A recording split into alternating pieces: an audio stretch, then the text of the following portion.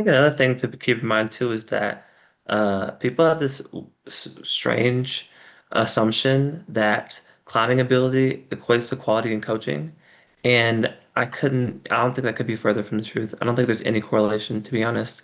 And I think that that stretches not even just in climbing, but beyond. I'm like, you think of like gymnastics, for example. Probably one of the greatest coaches to ever live is Bella Caroli.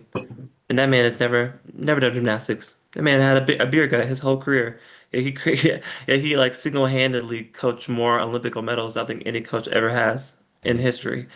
Or you look at our sport and like one of the coaches and probably the one of the best setters that I've ever worked with. His name is Brent Quisenberry, and he always used to get underestimated on setting teams because he like wasn't really a climber, like he didn't climb that hard, but his roots were always amazing.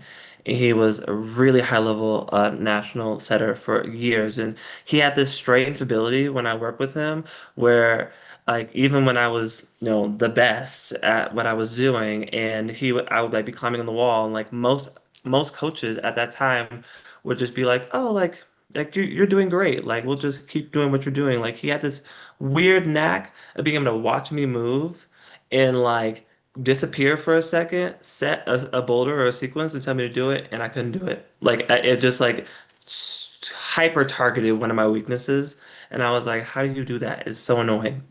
Like please stop." But it was like one of those things where it's like when you have the passion for the sport, for movement, and understanding and studying athletes and and how to perform, it's like that. I think that the climbing IQ doesn't have to just be on the wall. A lot of it can just be like, visualization and watching athletes perform. And so I think that's a big one too. It's like just because a climber can do a one-arm pull-up or do something crazy on a 20 mil on the hangboard does not mean that translates to great coaching.